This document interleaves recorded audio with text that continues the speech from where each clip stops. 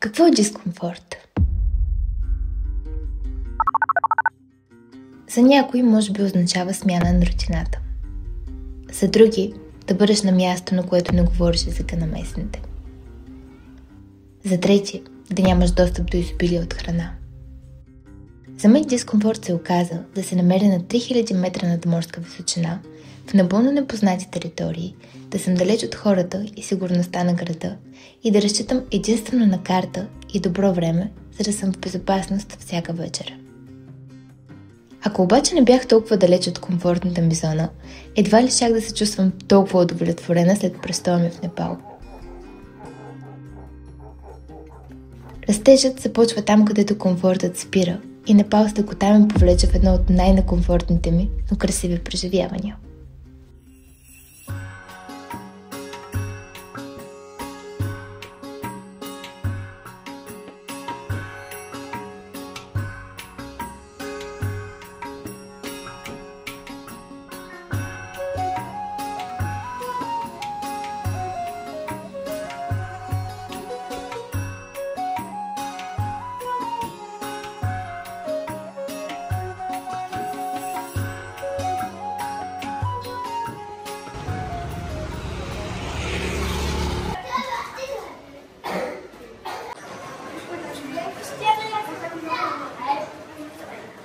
За първи път в живота ми, докато пътувам, искам да си купувам толкова много неща. Западното консуматорство ме удари, обаче има толкова красиви неща, аз с толкова малко багаж и не мога да си купя почти нищо, но вече съм купила чанта. Катманду, столицата на Непал, е смесица от шум, прах, неспирно движение и много цветове.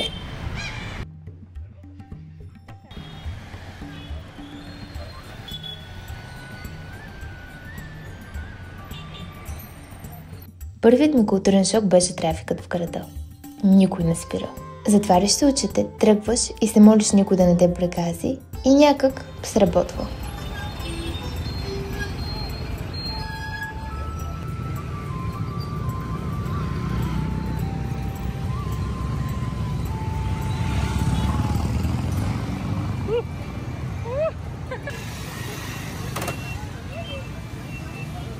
Градският транспорт не е по-добър. Автобусите са препълнени, доста малки и, меко казано, хаотични.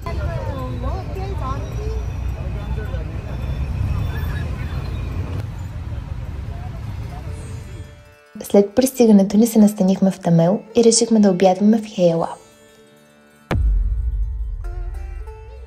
Аз си поръчах къри с тофу, а Габо – далбат. Традиционното ястие на Непал, което се състои от варено рис и леща, често сервирани с къри, картофи, задушени зеленчуци и йогурт. Люто ли? После се отправихме към Сваян Бхунат, или храмът на маймуните. Древен буддийски комплекс с една от най-известните стъпи в света.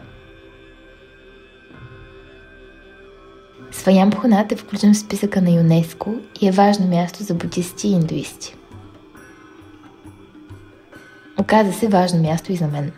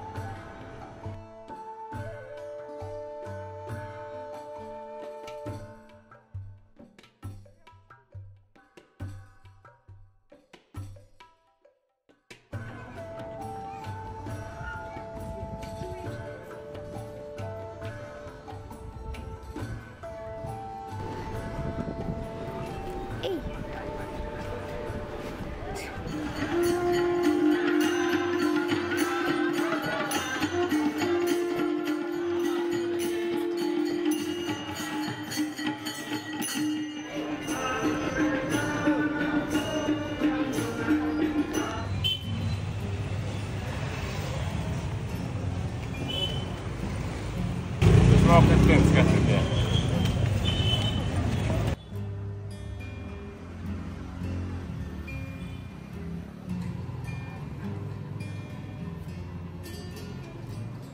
За нещастие имам блок в стаята и сега ще се опитаме да го хванем с тази кола. Според мен е зад шкафа. Зад шкафа там.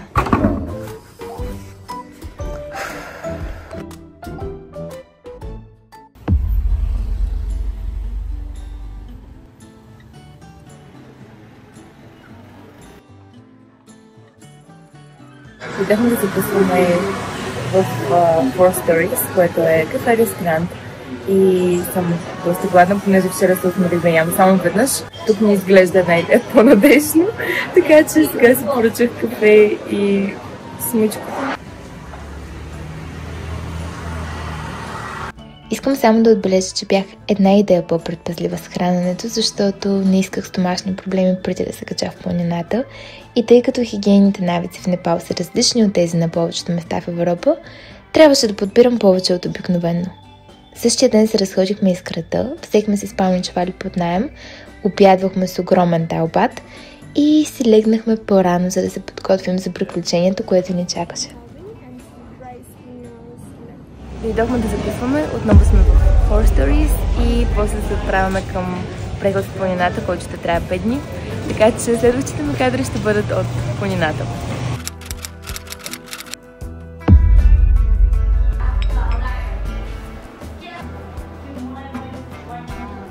Thank you very much.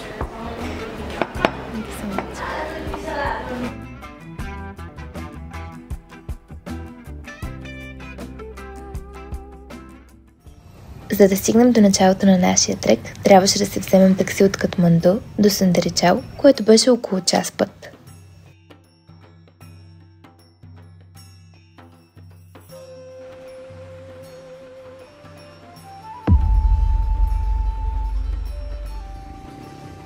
Започнахме с стръмни изкачвания, а малко след началото навлязохме и в национален парк Шивапури.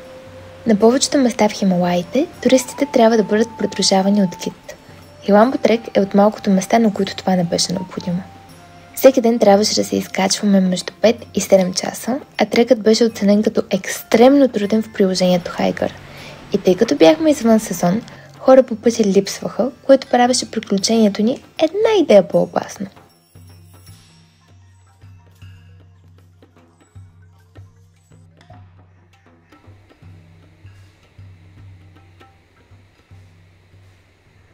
Това е първата ни спирка за едно кафе, разбира се. Тук вече сме високо, не много високо, но сравнително високо в планината, така че сме много приятно изненадани от мястото, на което попаднахме. Остават ни около 3 часа от днешния 4-часов поход.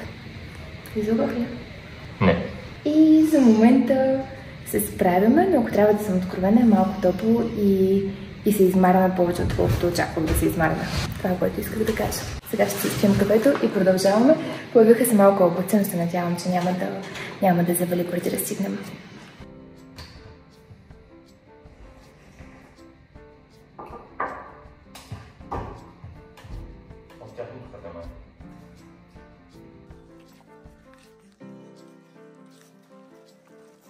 Съвет номер 1. Винаги изтеглете карта, ако тръгвате някъде на поход, тъй като нямахме карта, мислехме, че е достатъчно ясно маркировано, но стигнахме до табела, която пишеше, че нашата посока е насам, а се оказва, че сме в противоположна посока и нямахме обхват. И започна да гърми и аз, честно да се кажа, много се стресирах, така че сега успяхме да хванем на едно единствено място малко обхват и разбрахме, че сме на грешното място, затова сега се връщаме и отиваме към сърцето. Надявам се. Габа се намери приятел. Иначе почти стигнахме до цивилизация, което е успокояващо за нас, тъй като времето е доста променливо. И краката ми буквално... Не знам дали се вижда, но краката ми ей така. Доста ме боли цялото тяло. Иначе Габо е добре.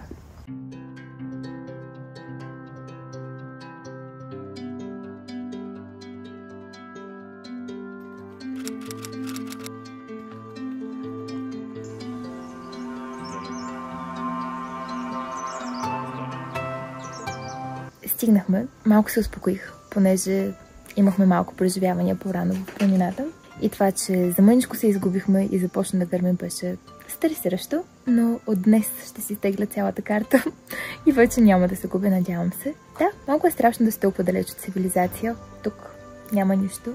Да, преди малко имахме много красива клетка, но в момента сме заобиколени от облаци и абсолютно нищо не се вижда. Поръчахме си храна и краката ми треперят, обаче пък пристигнахме доста рано, така че имаме цял вечер и цял следобед да си почиваме. Охапаме нещо като пиявица на 3 места и не спира да тече кръв. Не съм проверила какво е, но се надявам да е безопасно. Иначе в парка, в който се намираме в момента, има мечки, има и леопарди, но доколкото знам, тя ги е страх от хора, така че стоят надалеч. И въпреки това е малко зловещо. Плюс това няма никакви хора.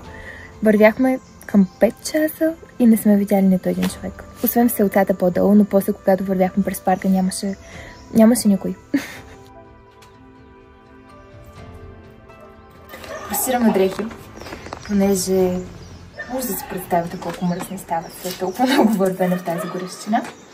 И след малко ще ходим да обядваме и се надявам после да вечеряме, защото сме само на една закуска. Това е гледката от стаята. И между другото, очаквах да сме на доста по-мизерно място.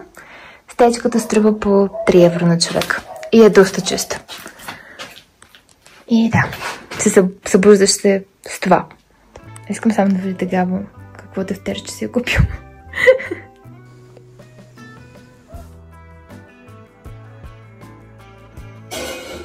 Далбат и кари.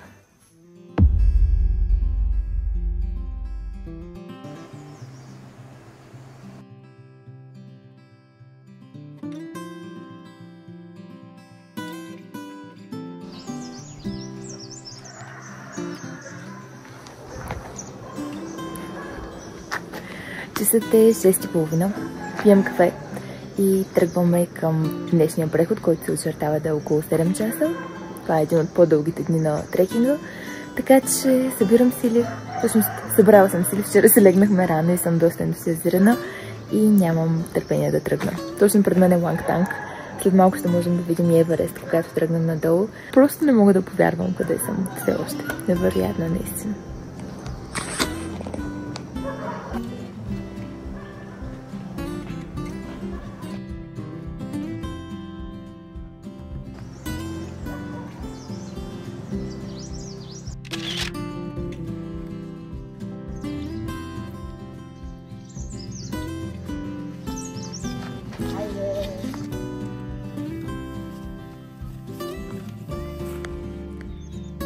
Ами, това е гледката днес.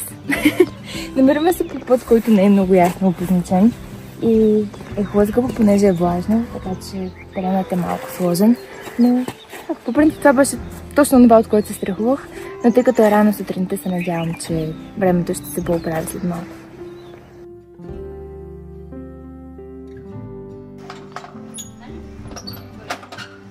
Alambo? Yeah.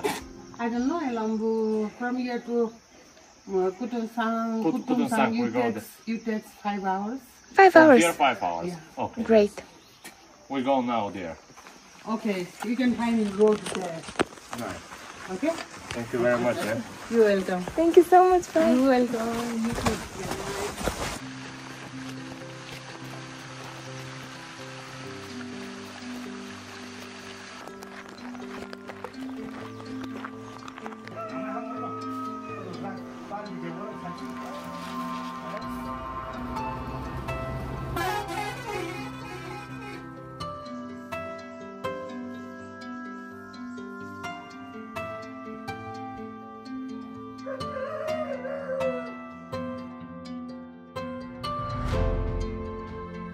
Палачинка ли искаш? Да, Чапати или палачинка? 2 палачинки. Не искаш чапати да пробваш? Искам 2 палачинки. Okay, here is the Wi-Fi password. Thank you so much. Стигнахме до първата ни спирка и дойдохме да закусваме, понеже още не сме яли. Tea? Later. It's okay. Yeah. Thank you. Честно казано, малко сме изморени, но се държим, вече сме на половината изкачване. Имаме още около между 3 и 5 часа, не сме сигурни. И утре си изкачваме последно и после си вземе 2 дни надолу. Определено прехода не е лек. Не знам как, обаче поддържат доста неща в менюто.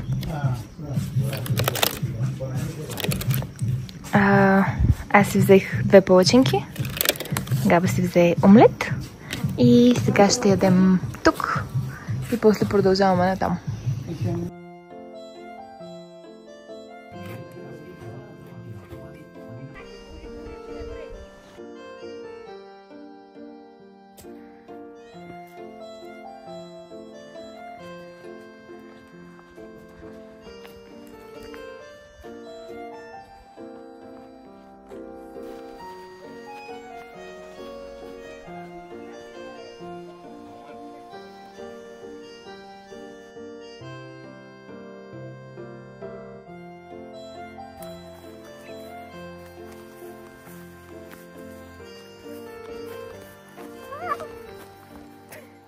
Не знам какво друго да кажа, освен че земята, на която поради някаква странна причина живеем, е невероятна. Може малко будизмът да ми действа спиритуално, духовно, ама стоейки тук не мога да мисля за нищо друго, освен за това колко невероятно е да си жив тук. И къде следва? Изкачваме стълби от 20 минути. И сега ни предстои да се изкачваме още. Даже вече не се виждат, но стълбите свършват горе. Поне това е последната ни отсечка. Имаме още 2 км малкото сърцето, в което ще спим. Така че имам надежда, че ще стигнем догоре, когато и да е това.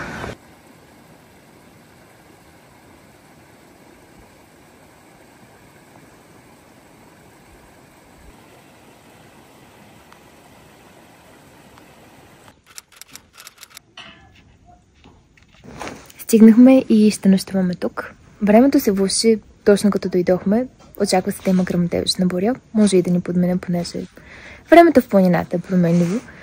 Но да, 2:30 вече имаме къде да отседнем. Ще си вземем душ, ще си починем, ще вечеряме и утре ще станем към 5:30-6. Ще потеглим, тъй като ни очаква дълго изкачване отново. В други ден слизаме. Но да, това е мястото, на което се намираме.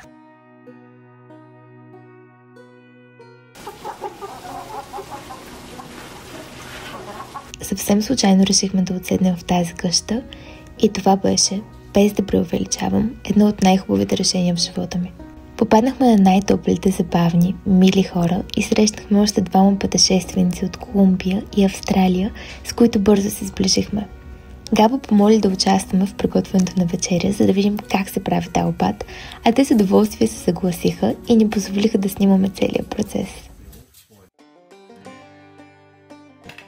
Many places, many tea houses like today.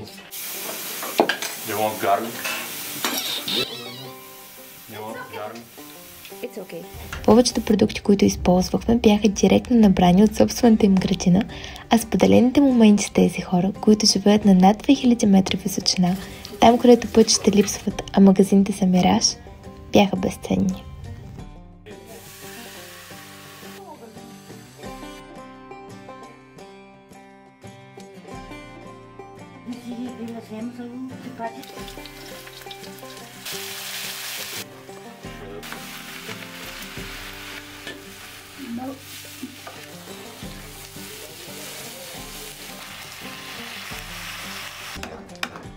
The Sherpa is claiming.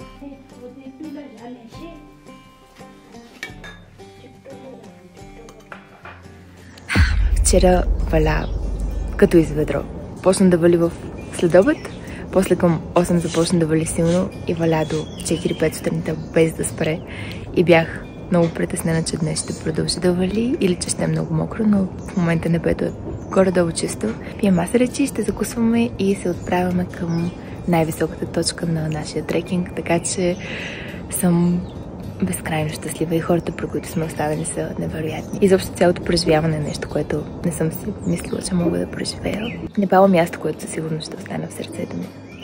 хората, природата, дори и Катманду, който в началото ми се стори страшно изтощителен като град. Всъщност в момента малко ми липсва, защото беше място, което те изтощава и в същото време те зарежда много. И така, на третия ден вече бяхме 4. Аз, Габо, Дан и Кат. Странно е как в планината запознанствата стават толкова лесно и естествено. Само след една вечер вече се чувствахме като приятели и намерихме някакъв комфорт едни в други.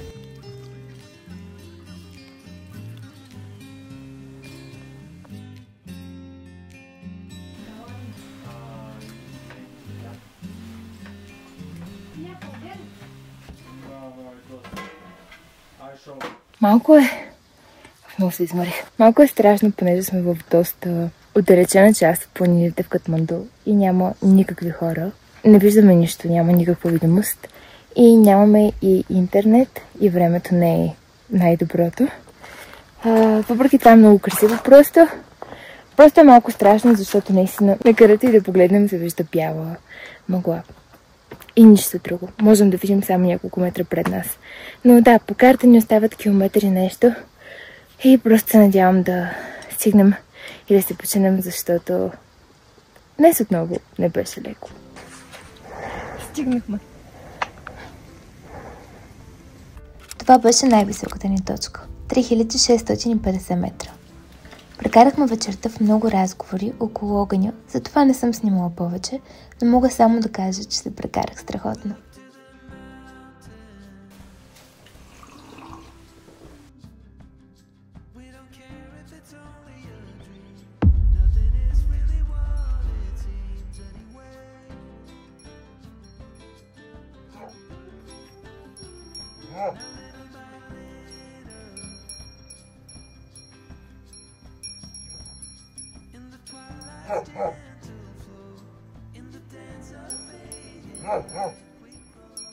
Днес вече тръгваме надолу и цяла вечер валя. В момента е доста облачно, но пък въпреки това е страшно красиво. Не виждаме гледките, които се очаква да са доста красиви, но аз не мога да се оплача, понеже съм тук. Тръгваме с нашите приятели от Австралия, така че не сме сами. И най-вероятно ще хванем джип от следващото село, тъй като много ни се иска да прекараме още един цял ден в Катманду, а имаме доста път надолу. Така че се надявам да се приберем успешно и да прекараме още малко време в столицата. This is Gopte. Gompa. No Gopte. Hotel like this. Really? This is a trekking road. Oh, We could say couldn't pass. for Gosagunda. Yes.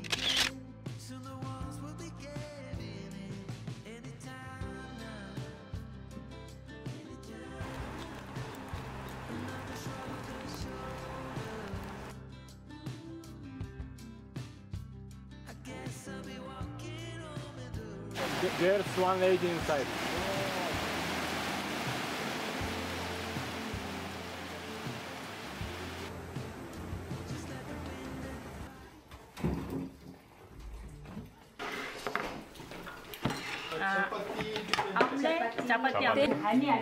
Okay.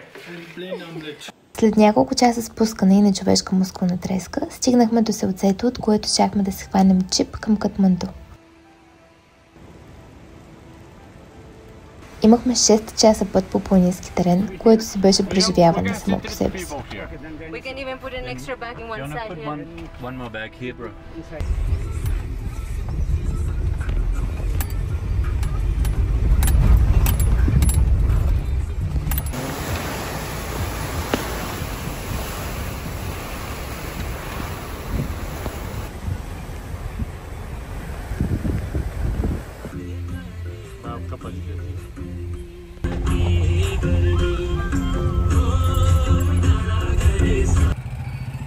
Веднъж щом стигнахме Катманду, обстановката се беше променила значително. Полетът ни за Тайланд беше на другия ден и щом се събудихме, улиците бяха нетипично празни. Всичко беше затворено, а обстановката в кафето, в което закусвахме обикновено, беше доста по-различна.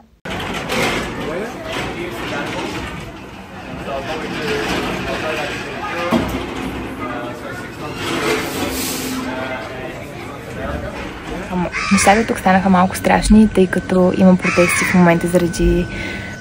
Всъщност, къде да почна, не съм казала. Има бан на социалните мрежи в Непал и Gen Z протестира, но вчера е имало над 20 жертви, може би дори повече, тъй като полицаите са влезли в болницата и са стреляли хора, които вече са били наранени.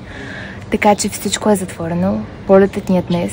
Малко е трудно да се намерим кола за летището и движението е много ограничено. Но да, надявам се да стигнем успешно и хората да са добре, тъй като наистина атмосферата рязко се променя само за ден.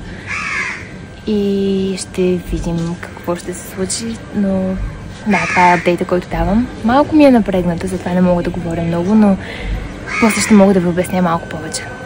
Полетът ни е след 3 часа и се надявам да стигнем успешно до летището през това. Таксиметровия шофьор не успя да дойде и мисля, че пред нас има автобус с туристи. Но за момента тръгнахме пеша и ще видим къде може да стигнем.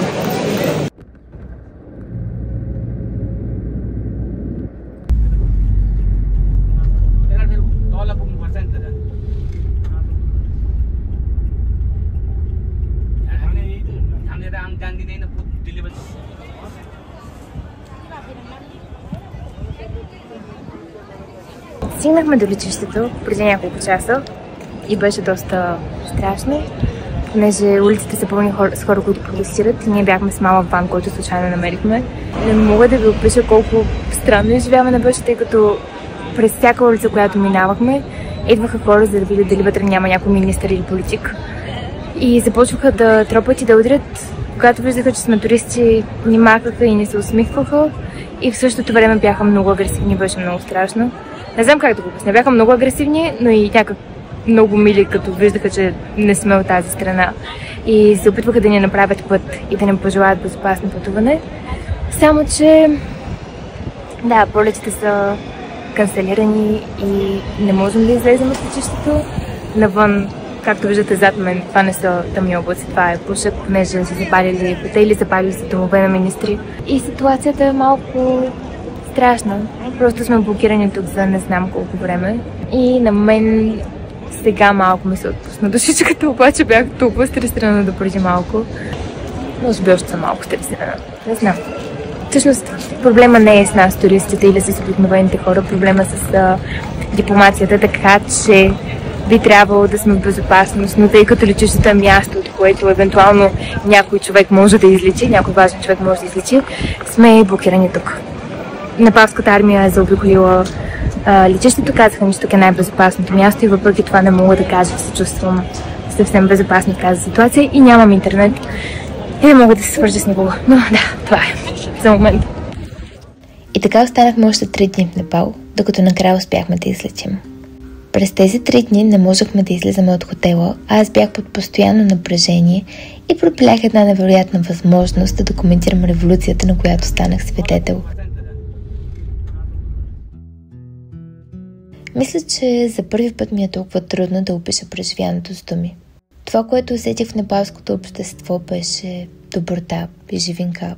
Дори с малкото, което имаха, тези хора ни посрещнаха с топлина, усмивки и истински стремеж да се чувстваме добре. Не защото сме туристи и могат да спечелят нещо от нас, а защото преди всичко сме гости избрали да посетят тяхната страна. Едно е сигурно. Непал не може да те остави равнодушен. Това не е място, което просто посещаваш. Това е място, което наистина те променя. Истината е, че не помня бедността и мизерията, толкова колкото помня хората. Усмихнатото дете, което ми маха от селското училище. Жената, която ми сервира талбат, сякаш съм част от семейството й. Мъжът, който е готов да сподели опяда си с мен високо в планината. Спомням се, че първата мисъл при пристигането ми беше: не знам дали бих се върнала тук. А днес, 2 месеца по-късно, аз не спирам да се връщам в Непал мисловно и да милея, копнея и жадувам за тази малка, но дълбоко истинска страна.